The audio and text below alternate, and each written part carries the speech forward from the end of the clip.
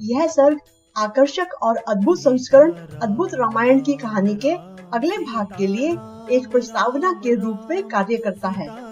यहाँ से वास्तविक कहानी की शुरुआत होती है, जब सार रूप में अयोध्या के दरबार में सीता ने बताया कि श्री राम ने लंका में रावण का वध करके जो कुछ प्राप्त किया वह ऋषियों और दृष्टाओं द्वारा इतनी प्रशंसा, महिमा और स्तुति के योग्य नहीं था। सीता एकत्रित संतों के सामने अपने बचपन की घटना का वर्णन करती है, जब जनकपुरी में एक ब्राह्मण ने उसे रावण के बड़े भाई सहस्त्र रावण के बारे में बताया, जिसके 1000 सिर थे। पुष्कर नामक द्वीप पर शासन करने वाला यह राक्षस रावण से कहीं अधिक शक्तिशाली था। इस सर्ग में पुष्कर द्वीप के प्राकृतिक सौंदर्य की छवि एवं सहस्त्र रावण की अद्भुत वीरता का भी वर्णन किया गया है। लंका के दुष्ट राक्षसों का वध करने के पश्चात जब श्री राम को सम्राट के रूप में ताज पहनाया गया, तब सभी वरिष्ठ ऋषि और दृष्टा अयोध्या में श्री राम के शाही दरबार में उनका सम्मान करने के लिए आए। अयोध्या की पूर्वी दिशा में रहने वाले विश्वामित्र, यवकृत, रैभ्य, च्यवन और कण्व जैसे सभी ऋषि मुनि जो अपने साथियों में सिंह माने जाते थे, वहां आए। दक्षिण दिशा से स्वस्ति, आत्रेय, नमुच, अरिमुच और अगस्त्य ऋषि आए। पश्चिम दिशा से उपगु, कामठ, धूम्र, रौद्रश्व और आजगमु ऋषि आए। उत्तर से ऋषि वशिष्ठ अपने अन्य वरिष्ठ शिष्यों और उनके कनिष्ठों के साथ पहुँचे। सभी महान आत्माएं, ऋषि और दृष्टा राघव श्री राम के महल में आए और फल फूल लेकर उनके स्वागत के भाव को स्वीकार किया। उन सब ने एक साथ तेज अग्नि के समान तेजस्वी और गौरवशाली राघव के प्रति अपना सम्मान व्यक्त किया। सभी ने विशेष रूप से सम्मानित उच्च स्थान पर अपने आसन ग्रहण किए। ऋषि वाल्मीकि ने कथा सुन रहे ऋषि भारद्वाज से कहा, हे धर्मी, सबसे प्रतापी और तेजस्वी राघव श्री राम ने उन ऋषियों से नम्रता पूर्वक मुलाकात की और उनका बहुत सम्मान किया। उनके साथ सीता, उनके भाई, मंत्री और शहर के सभी वरिष्ठ नागरिक जो इस अवसर के लिए दरबार में इकट्ठे हुए थे, उनका विनम्रता से स्वागत करने के लिए शामिल हुए और उन्होंने एक साथ ऋषियों की पूजा की। वे ऋषि जो ऋषि अगस्त्य के नेतृत्व में मुखर और विशेषज्ञ वक्ता थे, उनके दिलों में बहुत प्रसन्नता थी। उन्होंने श्री राम के स्वागत के भावों के लिए हृदय से धन्यवाद दिया। उन्होंने राघव श्री राम की महिमा की प्रशंसा और स्तुति की। उन्होंने कहा, हे भगवान जगन्नाथ, आप जगत के हितैषी हैं। हे प्रभु, अपने पुत्रों और मंत्रियों के 10 सिर वाले रावण की मृत्यु से ऐसा प्रतीत होता है कि दुनिया को पूरी तरह से एक नया जीवन मिल गया है।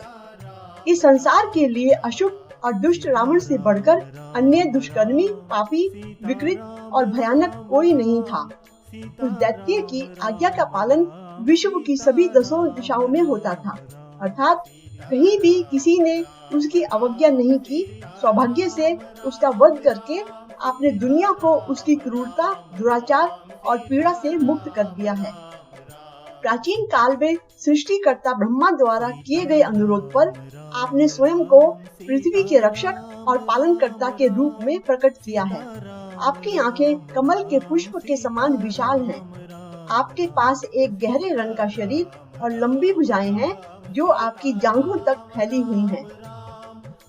इक्ष्वाकु के कुल को सुख एवं प्रसन्नता प्रदान करने के लिए आपने स्वयं को अयोध्या में प्रकट किया है। हे प्रभु, हम केवल आपके प्रतापी और दिव्य दृष्टि, जिसे दर्शन कहते हैं, पाकर आनंदित हो गए हैं। इस श्लोक में दर्शन शब्द का अर्थ केवल देखने से भिन्न है, क्योंकि इसमें भक्ति और श्रद्धा की भावना शामिल है। जब कोई प्राणी एक संत जैसे दिव्य, पवित्र और धार्मिक व्यक्ति के संपर्क में आता है, तो वह आध्यात्मिक शांति और उन्नति का अनुभव करता है। एक व्यक्ति अपने चुने हुए देवता के दर्शन बंद आंखों से या सोते समय भी कर सकता है। यह स्पष्ट रूप से केवल भौतिक रूप को देखने से अलग है। भौतिक रूप को देखने में भावनात्मक लगाव का कोई तत्व नहीं होता या देखी गई वस्तु के प्रति श्रद्धा और भक्ति की भावना नहीं होती। आपकी कृपा, दया और परोपकारी सुरक्षा से हम विभिन्न वनों में जहाँ हम रहते हैं, निडरता से तपस्या, संयम, धार्मिक संस्कारों का पालन, अग्नि यज्ञ और कठोर धार्मिक व्रत करने में सक्षम हैं। लेकिन हे भगवान, महान देवी सीता ने बहुत कुछ सहा है। जब हम उसके कष्टों के बारे में याद करते हैं तो हमें बहुत पछतावा होता है और हमारा मन बेचैन हो जाता है। ऋषियों ने बार बार उस दुखद अवधि पर अपनी पीड़ा व्यक्त की जिसमें सीता को अपने 14 साल के वनवास के दौरान रावण द्वारा अपहरण की पीड़ाओं की भयानक अवधि सहित वन में गुजरना पड़ा था।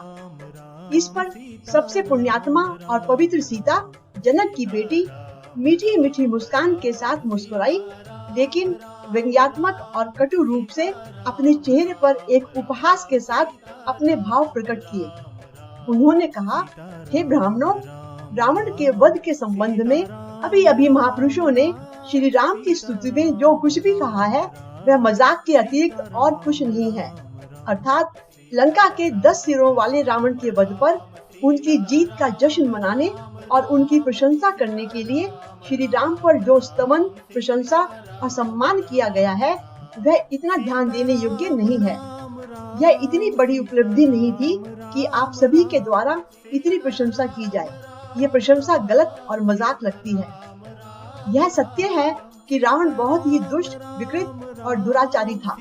इसमें कोई संदेह नहीं है कि 10 सिर वाले इस वीर ने दुनिया को बड़ी भयावहता के अधीन कर दिया था। लेकिन हे ब्राह्मणों, इस दशानन रावण का वध इतना प्रशंसनीय, महिमा मंडित और सम्मानित होने वाली बात नहीं है।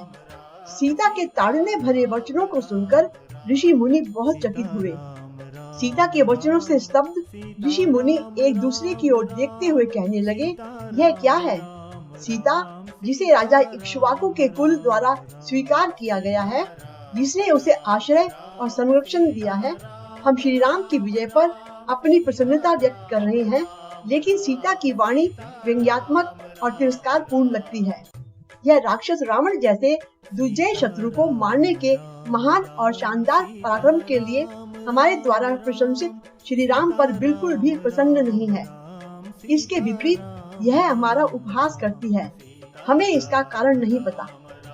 जब विद्वान मुनियों द्वारा उनके लिए कुछ कठोर वचन सुने गए तो सीता थोड़ी डर गई, क्योंकि उसे डर था कि ऋषियों को लगेगा वह गर्व और ईर्ष्या से अधिक बोल गई है।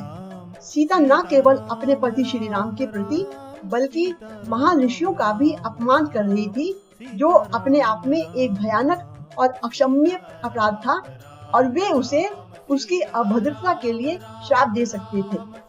तब निष्कलंक और बेदाग सीता ने विनम्रता और शिष्टता से ऋषियों को प्रणाम किया और सबसे विनम्रता से कहा, हे ऋषियों, मैं एक साधारण और नीच व्यक्ति की तरह झूठी नहीं हूँ। यदि आप मुझे अपनी अनुमति दे तो मैं आपको शुरू से ही सब कुछ बता दूंगी। सीता द्वारा किए गए विनम्रता पूर्व अनुरोध को सुनकर ऋषि अगस्त्य और अन्य प्रमुख ऋषियों ने उन्हें पूरा प्रकरण बताने के लिए कहा। इस पर भाग्यशाली सीता ने अपना वर्णन शुरू किया। उन्होंने अपने पति श्री राम, ऋषियों, मंत्रियों और शाही दरबार में उपस्थित अन्य बुजुर्गों से अनुमति ली और अपने बचपन की पिछली घटना का वर्णन किया। सीता ने कहा, हे ऋषियों, मेरे विवाह से पहले जब मैं अपने पिता के साथ उनके महल जनकपुरी में रहती थी, एक ब्राह्मण मेरे पिता के अतिथि के रूप में वहां आए थे।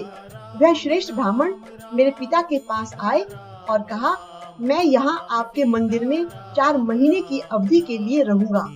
हे राजा, यदि आप इस अवधि के दौरान पूरी लगन से मेरी सेवा में रहते हैं तो आपको एक ऐसा उत्तम आशीर्वाद मिलेगा जो अमर होने के समान होगा। मेरे पिता ब्राह्मणों और देवताओं के प्रति बहुत समर्पित थे। उन ब्राह्मण को पर्याप्त भोजन और जीवन की अन्य आवश्यकताएं प्रदान की गई। मेरे पिता विनम्र थे और उन्हें डर था कि धार्मिकता, ईमानदारी और औचित्य का उल्लंघन नहीं किया जाना चाहिए। इसलिए उन्होंने मुझे अपनी ओर से उस सज्जन ब्राह्मण की सेवा के लिए नियुक्त किया। वह ब्राह्मण आध्यात्मिक रूप से प्रबुद्ध और सिद्ध थे। उन्होंने मुझे जो भी आदेश दिया, मैंने बिना किसी लापरवाही या आलस्य के दिन रात उनके आदेशों को ध्यान से और लगन से पूरा किया। वह महान आत्मा ब्राह्मण कई तीर्थ स्थलों पर गए हुए थे। मेरे मनोरंजन के लिए और मुझे प्रसन्न करने के लिए उन्होंने मुझे दुनिया के विभिन्न तीर्थ स्थलों के बारे में कई कहानियां सुनाई। वह श्रेष्ठ ब्राह्मण मेरी सेवा, धैर्य और मन भावन व्यवहार से प्रसन्न हुए। तब एक दिन उन्होंने खुशी खुशी मुझे कुछ ऐसा बताया जो अब तक हमें नहीं पता था। उन्होंने मुझे जो कुछ भी बताया है, हे सबसे महान ऋषियों, अब मैं आपको उसका वर्णन करूंगी। एक दिन सुबह उठकर और अपनी सुबह की क्रियाएं पूर्ण करने के बाद उन्होंने मुझे एक तरफ बुलाया और अपनी बात शुरू की। उन्होंने कहा, हे कमल जैसे नेत्रों वाली सीता, अपने घूमने के दौरान मैंने जो आश्चर्यजनक, रहस्यमय और अजीब चीजें देखी हैं, उन्हें सुने। दही या छाछ, मैल या थूक और पानी के सागर से परे मीठे पानी का एक सागर है जो पुष्कर द्वीप नामक द्वीप से एक चक्रपथ या खाई के रूप में जाना जाता है।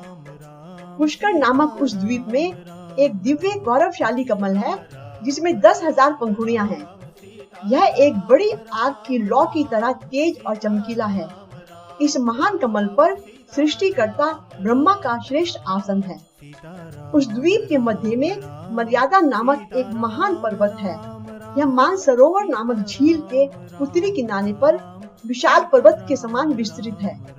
इसमें 10,000 योजन का क्षेत्र शामिल है। उस पर्वत की चारों दिशाओं में इंद्र और अन्य देवताओं के वास हैं, जिन्हें देवताओं के महान शिल्पकार विश्वकर्मा ने उनके खेल कूद के लिए या उनके निवास के लिए बनाया था, जहां उन्हें हर संभव सुख सुविधाएं मिल सके। दैत्य जाति में श्रेष्ठ और योग्य सुमाली की कैकसी नाम की एक पुत्री थी। वह ऋषि विश्रवा की पत्नी बनी और उसने 2 पुत्रों को जन्म दिया। प्रत्येक को रावण कहा गया। एक पुत्र के 1000 सिर थे और दूसरे पुत्र के 10 सिर थे। उनके जन्म के समय देवताओं ने स्वर्ग से घोषणा की थी कि 2 रावण पैदा होंगे। हालांकि इस दुनिया में 2 रावण पैदा हुए हैं, दोनों का नाम एक ही था। 10 सिर वाला, जो दोनों में से छोटा था, लंका में रहता था, जिसे कुबेर ने भगवान शिव की कृपा से बनवाया था। सृष्टिकर्ता ब्रह्मा द्वारा उसे दिए गए वरदानों से उसने तीनों लोकों में पूरी तरह से उपद्रव किया। उनमें से 1000 सिर वाले रावण ने, जो दोनों में से वरिष्ठ था और जिसने अपनी दुष्ट और अत्याचारी आदतों से दुनिया को रुलाया और विलाप करवाया था, एक छोटे से महाद्वीप में निवास किया जिसे पुष्कर कहा जाता है। वह गेंद का खेल खेलने के लिए सूर्य और चंद्रमा का उपयोग गेंदों के रूप में करता था। यही नहीं, गेंद के इस खेल के लिए वह कुलाचल नामक महान अचल पहाड़ों का उपयोग करता है। उसके द्वारा मानसरोवर झील के उत्तर में स्थित देवताओं के सभी दिव्य पहाड़ी निवास स्थानों को जीत लिया गया है और उनके सभी महान भगवान विभिन्न दिग्पाल सामूहिक रूप से उसके अधीन हो गए हैं। वह वहां पुष्कर में अपनी माता की ओर से राक्षसों की जाति के सदस्यों के साथ रहता है और जीवन का आनंद लेता है। यह स्थान देवताओं के राजा इंद्र का एक आकर्षक और शानदार शहर है। वह 1000 सिरों वाला रावण वही रहता है। इस श्लोक द्वारा यह संकेत किया गया है कि रावण की माता कैकसी दैत्य जाति की पुत्री थी, जबकि उसके पिता विश्रवा नामक ऋषि थे। रावण के जन्म की घटना और यह ऋषि कैकसी के पति कैसे बने, इसका विस्तार से वर्णन ऋषि वेद व्यास ने अपने अध्यात्म रामायण के उत्तरकांड के प्रथम सर्ग में किया है। राक्षसों के राजा 1000 सिर वाले रावण ने बहुतों को मंत्री के स्तर का सम्मान प्रदान किया। वह शहर राक्षसों को छोड़कर अन्य प्राणियों के लिए सबसे दुर्गम है। अन्य सभी शहरों के महान शासकों के लिए उसके द्वारा इसे विशेष रूप से सजाया और संवारा गया है। इसका निर्माण इस दुनिया में उपलब्ध सर्वोत्तम चीजों का उपयोग करके किया गया है। यह फूलों और पेड़ों की कई किस्मों से सुसज्जित है, जैसे चंपक, अशोक, मंदार, कदली, प्रियक जैसे आकर्षक पुष्प, अर्जुन, पाताल यानी तुरही के पेड़, जम्बू, कोबीदार, चंदन, कटहल, साल, तमाल, ताड़, अंजीर का पेड़, बकाइन, पारिजात और कल्पतरु यानी देवताओं का सदाबहार पेड़। इन वृक्षों के अतिरिक्त इसे कई अन्य पेड़ों और फूलों के पौधों से सजाया जाता है जो साल भर सभी मौसमों में खिलते हैं। वहाँ ऐसे वृक्ष हैं जो पके और रसीले फलों से लदे हैं और मीठी सुगंध देते हैं। ये वृक्ष 12मासी होते हैं और साल भर सभी मौसमों में उगते हैं।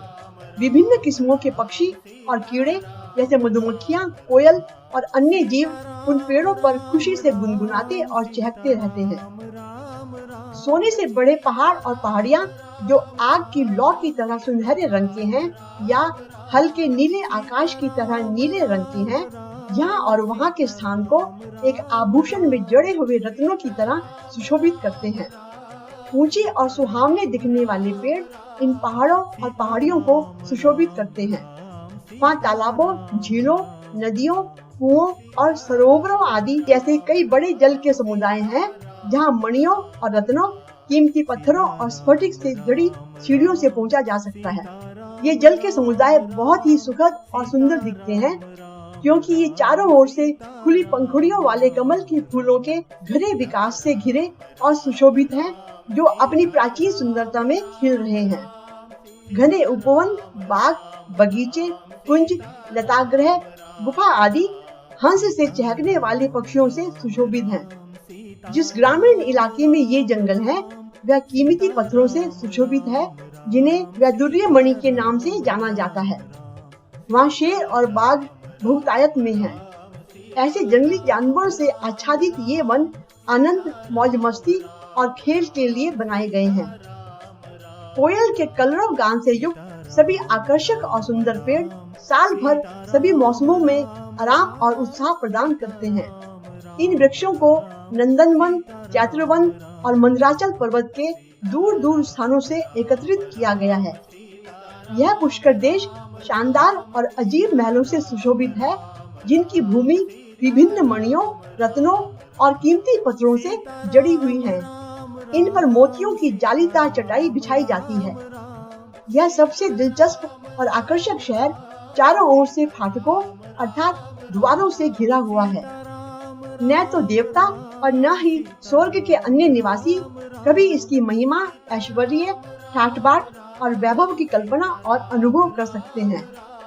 न केवल यह, बल्कि महान आत्माएं जैसे प्रबुद्ध और बुद्धिमान राक्षस भी स्थिरता प्राप्त करने के लिए तप, कठोर प्रायश्चित और तपस्या करते हैं। अर्थात पुष्कर द्वीप पर ऐसी कई गतिविधियां चल रही हैं, जहां 1000 सिर वाला रावण रहता है। उन्होंने यह सुनिश्चित करने के लिए ऐसा किया है कि शहर और उसके निवासियों को ऋषियों और साधुओं के क्रोध से सुरक्षा प्रदान की जाए। द्वीप के वरिष्ठ राक्षसों को तप जैसी कई धार्मिक और आध्यात्मिक गतिविधियों द्वारा स्थिरता प्रदान की जाती है। उस जगह का राजा 1000 सिर वाला रावण है, जो राक्षसों का महान राजा है। उसने अपनी भुजाओं के बल से सारे संसार को जीत लिया है। उसने इंद्र और अन्य देवताओं, किन्नरों, गंधर्व, दानव, क्रूर नाग और विद्याधर आदि पर विजय प्राप्त की है। वह उन्हें पीड़ा देने और उन्हें अपने कारागार में बंदी और विजय के जय चिन्हों के रूप में रखने की अपेक्षा उनके साथ खेलता है। वह मेरु पर्वत को सरसों के बीज की तरह मानता है। समुद्र को यह गाय के खुर के समान और सब लोगों को तिनकों के समान मानता है। वह महाद्वीपों और द्वीपों को मिट्टी के झुरमुट से ज्यादा कुछ नहीं मानता और बहादुर लोगों की परवाह नहीं करता, चाहे वे कितने भी मजबूत, बहादुर और शक्तिशाली क्यों न हो। जब वह बहुत लापरवाह और बेकाबू हो गया और दुनिया को उसने क्रूर और भयानक तरीके से पीड़ा देना शुरू कर दिया, तो उसके दादा पुलस्त्य और उसके पिता विसर्वा उसके पास गए और उसे प्रिय व बेटा आदि जैसे सबसे प्यारे शब्दों का इस्तेमाल करते हुए विनम्र लाड से उसे खुश करने की कोशिश की। उसे शांत करने के लिए और कैसे भी उसे लापरवाही और अधार्मिक कार्य करने से रोकने के लिए उन्होंने अनेक प्रयत्न किए। उन्होंने उस पर लगाम लगाने की पूरी कोशिश की। हे देवी सीता, इस प्रकार पुष्पक नामक टापू में 1000 सिरों वाला महान रावण रहता है और 10 सिरों वाला उसका छोटा भाई रावण लंका में रहता है। सीता ने कथन जारी रखते हुए कहा, वहाँ 4 महीने रहकर उन्होंने मुझे ऐसी कई आकर्षक और शानदार कहानियां सुनाई। उस अतिथि ब्राह्मण ने मेरे पिता जनक और मुझे आशीर्वाद दिया और फिर वह अन्य पवित्र स्थलों की तीर्थ यात्रा के लिए चले गए। इस प्रकार ऋषि वाल्मीकि द्वारा लिखित अद्भुत रामायण नामक प्राचीन महाकाव्य के 17वें सर्ग का अंत होता है, जिसमें पुष्कर के 1000 सिर वाले सहस्र रावण के जन्म और शहर का वर्णन किया गया है।